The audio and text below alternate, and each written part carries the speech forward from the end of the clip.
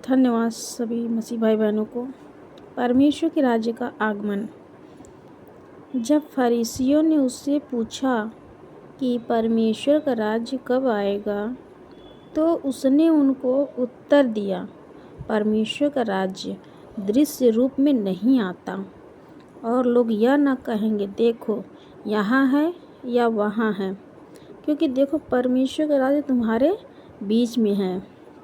फिर उसने चेलों से कहा, वे दिन आएंगे जिनमें तुम मनुष्य के पुत्र के दिनों में से एक दिन को देखना चाहोगे और नहीं देखने पाओगे।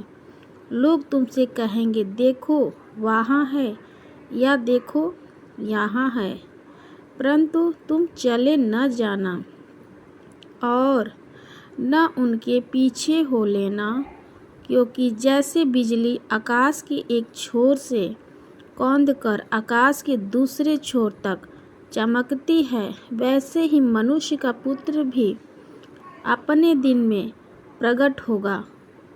परंतु पहले अवश्य है कि वह बहुत दुख उठाए और इस युग के लोग उसे तुच्छ ठहराए। जैसा नूह के दिनों में हुआ था, वैसा ही मनुष्य के पुत्र के दिनों में भी होगा।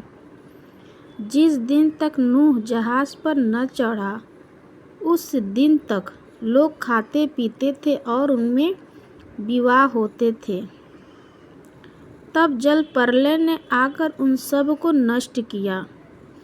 और जैसा लूत के दिनों में हुआ था, लोग खाते पीते लेन देन करते, पेड़ लगाते और घर बनाते थे।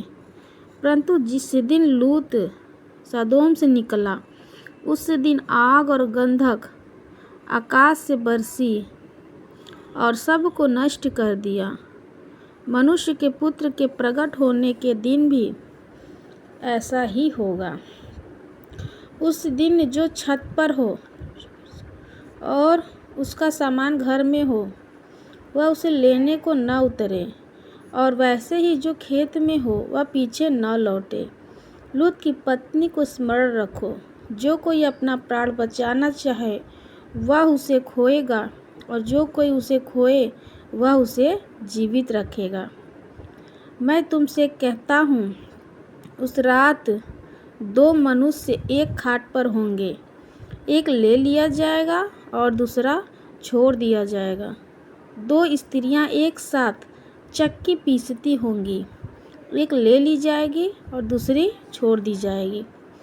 दो जन खेत में होंगे, एक ले लिया जाएगा और दूसरा छोड़ दिया जाएगा। यह सुन उन्होंने उससे पूछा, हे प्रभु, यह कहाँ होगा? उसने उनसे कहा, जहाँ लोथ है वहाँ गिद्ध इकट्ठे होंगे। आमीन।